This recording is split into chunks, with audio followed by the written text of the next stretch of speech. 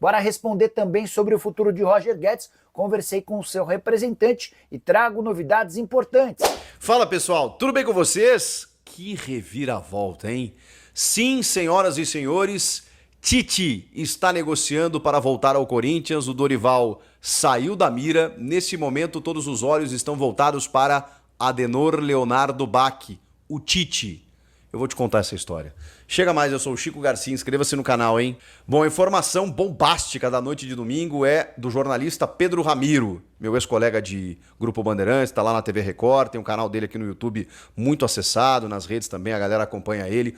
Pedro Ramiro noticiou que o Corinthians agora negocia com o Tite. Na verdade, o Tite sempre foi a prioridade.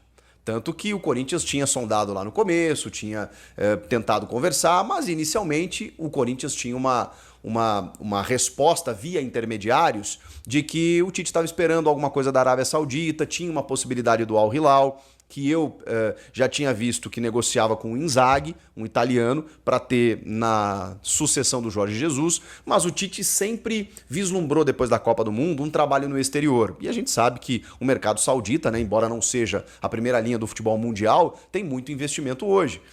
Tanto que para lá foram outros grandes técnicos, né, entre eles, recentemente, o Marcelo Gallardo, agora o Jorge Jesus, que está saindo do Al Hilal. Então o Tite estava esperando talvez por alguma coisa, não pintou lá no final de 23 para 24, ele pega o Flamengo, e o Flamengo na América do Sul é o time que tem mais investimento, então ele vislumbrou talvez possibilidade de títulos, o que não aconteceu. E nesse meio tempo, nesse período pós-Copa do Mundo, o Tite foi dando recusas negativas ao Corinthians. O que mudou a partir de agora? Bom, segundo Pedro Ramiro, o Tite nesse momento ele aceitou conversar. E o Corinthians, que estava negociando com o Dorival Júnior, que teve reuniões na sexta-feira e no sábado, percebeu um esfriamento, um distanciamento, um não interesse. E aí, irmão, é aquela coisa, né? Você tem que querer quem te quer. E eu falava pra vocês, tá muito claro. E estava claro pra mim, quando o Dorival aceita conversar com o Corinthians, que tipo, bom, o Dorival que recusou o Grêmio, recusou o Fluminense, recusou o Santos, ele vai querer o Corinthians, ele quer treinar o Corinthians. Quando ele recusa, entre aspas, né? Porque não chegou a ser uma recusa, mas como ele dá uma ensaboada no Corinthians, é porque ele está esperando o São Paulo. Isso é muito claro, gente. A leitura é óbvia. Ele não quer se queimar com uma torcida que tem identificação com ele e que ele sabe que ele será o próximo técnico do São Paulo. O Zubeldia ganhou o clássico contra o Santos, o que era natural, o que iria acontecer. Mas o Zubeldia está pendurado desde o ano passado. Então, no momento em que os caras decidirem demitir o Zubeldia, o Dorival vai ser chamado. E ele sabe disso. E ele não precisa, vamos combinar, o Dorival tá ganhando da CBF até a Copa do Mundo. Então ele tava, sabe, numa boa, numa pressa diferente da do Corinthians. E o Corinthians, peraí, tô conversando com esse cara aqui, tá me dando sinais aqui e tudo mais, até que o Tite resolveu conversar. Muito também influenciado pelo seu filho. O Tite e o Kleber Xavier, seu fiel escudeiro, eles se separaram, né? Vocês sabem muito bem disso. O Kleber Xavier resolveu seguir a carreira de técnico, não pegou nenhum time ainda. Mas ele percebeu que o Tite já tinha uma parceria, uma relação com o Matheus Bach, o seu filho, que ela foi ganhando um outro contorno, né? Uma outra forma. E o Kleber resolveu seguir a carreira dele e tá tudo certo. E hoje o Matheus é o auxiliar direto do Tite. Tem também o preparador físico Fábio Masserejan, campeão do mundo pelo Corinthians, né? Toda aquela comissão técnica lá, né? Que também esteve em Copas do Mundo, é um cara que trabalhou, trabalhou em muitos clubes, Grêmio, Inter, Atlético Mineiro, Seleção Brasileira há muito tempo, é um papa da preparação física no Brasil, né? Paulo Paixão e o Fábio Masserejan. Viria também. E o Matheus é um entusiasta desse retorno. Inclusive estava curtindo todos os comentários aí da galera pedindo pro Tite voltar aí nas páginas do Corinthians. Pois é. Então, começou a rolar uma aproximação. O Corinthians não fechava com nenhum técnico, né? Nem com o Dorival, nem com ninguém. Rolou uma sondagem lá no início. O Tite e o seu staff estavam esperando algo do exterior. A coisa, provavelmente, eles receberam alguma informação de que talvez não vá rolar. Ou, como essa situação vai acontecer só depois do Mundial, o Tite resolveu ouvir o Corinthians. Ao ouvir o Corinthians, o Pedro Ramiro também informa que teve conversa até com organizadas para dar aquele apoio e tudo mais, porque existe por parte da torcida, eu já pergunto para vocês aí, já libero o chat para isso, se tem algum tipo de mágoa, alguma coisa, né, por ele ter recusado o Corinthians em outros momentos, e isso é muito comum, né? Às vezes o cara tem outro objetivo de carreira, teve aquela ideia do Flamengo, né, que ele dizia, não vou trabalhar em 2023, aí ele pega o Flamengo ali faltando 2 meses, porque ele diz que, cara, era um ajuste, né? Eu precisava... Tinha 10 jogos ali, menos que isso, até para comandar o Flamengo agora para projetar 24. Eu tive que chegar antes. Foi a explicação dele na época.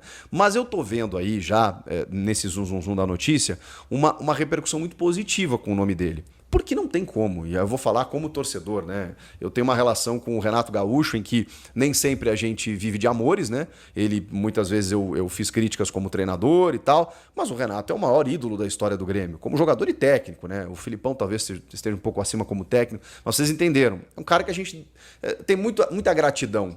Então eu queria saber como é que é a relação do corintiano com o Tite. Eu acho que a gratidão ela existe e sempre vai existir.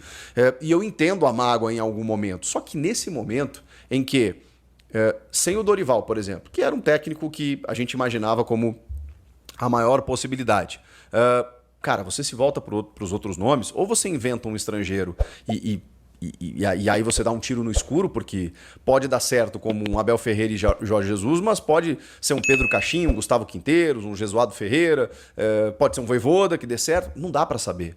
A menos que você, cara, um Léo Jardim, mesmo o Léo Jardim, que agora começou a dar uma recuperada no Cruzeiro. É difícil, cara, você achar um estrangeiro nesse momento para chegar em meio à temporada. Um cara que conheça o futebol brasileiro. Mano Menezes, não vou nem citar, né? Já teve aqui recentemente, inclusive, tá parando no Grêmio. O Fernando Diniz, que é um cara que demanda uma outra estratégia. Não tem, gente, não tem. Falou assim, Fábio Carille, sair do Vasco, esqueçam. Luiz Castro, não vai pegar nenhum time agora. Esse sim conheceria o futebol brasileiro, acho que chegaria, acho que é bom técnico e tal.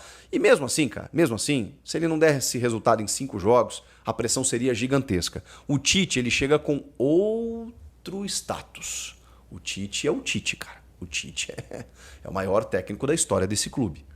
O que o Tite conseguiu no Corinthians, em mais de uma passagem, é inacreditável.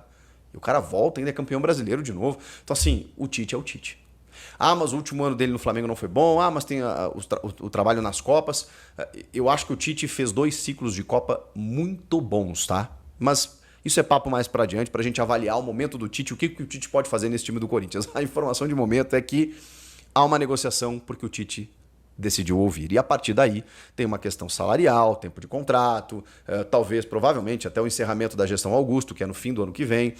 Mas o fato é que Tite agora se torna a bola da vez, o principal nome, o plano A para voltar, para regressar ao Corinthians. Te agrada? Eu tô curioso para ler os comentários de vocês. Preciso falar agora sobre o futuro de Roger Guedes. O atacante brasileiro, que é o grande craque do campeonato Qatari, tem sido especulado por aqui. Já foi colocado como alvo do Flamengo e também do Corinthians.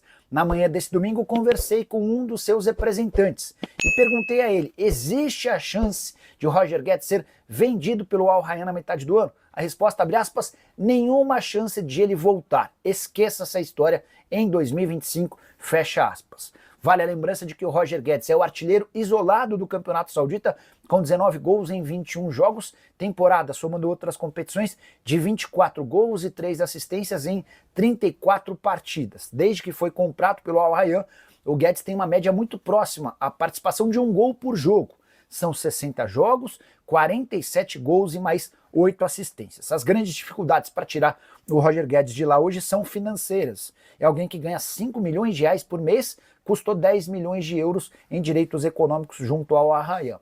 Qual seria a justificativa para o clube Qatari de vender o Roger Guedes por menos do que 15 ou 20 milhões de euros, levando em consideração todo o sucesso que ele faz por lá? E aí, fiel, gostou do giro de notícias do Corinthians?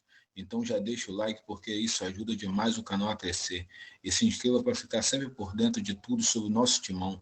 Não esqueça de ativar o sininho das notificações porque aqui tem informação todo dia, sempre com as últimas do Corinthians. Eu quero saber a sua opinião. Comenta aí o que você achou das notícias e qual foi a mais impactante. Ou se tem algo que você gostaria de ver por aqui. Valeu demais pelo apoio, fiel. Tamo junto. Vai, Corinthians!